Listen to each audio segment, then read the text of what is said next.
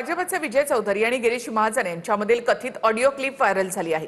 क्लिपमध्ये एकनाथ खडसे आणि रक्षा खडसेंबाबत आक्षेपार्ह भाषेचा वापर केल्याचा दावा होतोय। खडसे हे भाजपवर टीका करतात, मग त्यांच्या सुनेला मंत्रिपद का? व्हायरल क्लिपमध्ये विजय चौधरींकडून रक्षा खडसेंच्या राजीनाम्याची मागणी केली जाते। TV9 मराठी व्हायरल ऑडिओ क्लिपची पुष्टी करत नाही। भाजपचे उत्तर महाराष्ट्र संयोजक विजय चौधरी आणि मंत्री गिरीश महाजन यांच्यातील संभाषणाची एक कथित ऑडिओ क्लिप सध्या सोशल मीडियावर प्रचंड व्हायरल होतीये। या व्हायरल ऑडिओ क्लिपमध्ये भाजपच्या विजय चौधरींनी एकनाथ खडसे आणि रक्षा खडसेंबाबत आक्षेपार्ह भाषेचा वापर केलाय। एकनाथ खडसे भाजपवर आरोप करतात, मग त्यांच्या सुनेला केंद्रात मंत्रिपद कशासाठी असा प्रश्न विजय चौधरी या ऑडिओ क्लिपमध्ये विचारतायत। तसंच त्यांनी रक्षा खडसेंच्या राजीनाम्याचीही मागणी केली आहे। TV9 मराठी मात्र या ऑडिओ क्लिपची पुष्टी करत नाही। खडसे हा नेहमीच त्याची मुलगी असेल तो असेल बोलत राहतो आणि रक्षा खडसेला आपण मंत्री करून ठेवलेला आहे।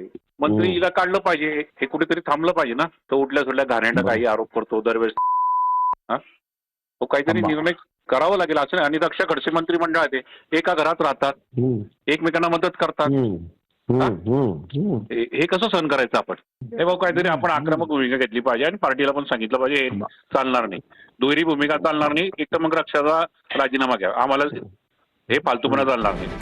ही ऑडिओ क्लिप व्हायरल झाल्यानंतर आम्ही एकनाथ खडसेंशीही संपर्क साधला। त्यांनीही या व्हायरल ऑडिओ क्लिपवरून टीका केली आहे। परंतु अशा असभ्य आणि अश्लाघ्य म्हणजे जे शब्द ऐकू येत नाही महिलांच्या संदर्भामध्ये असे शब्द त्यांनी वापरलेले आहे। मग भाजपची संस्कृती आहे का? जे भाजप आणि आताचे भाजप यातलं हे अंतर आहे।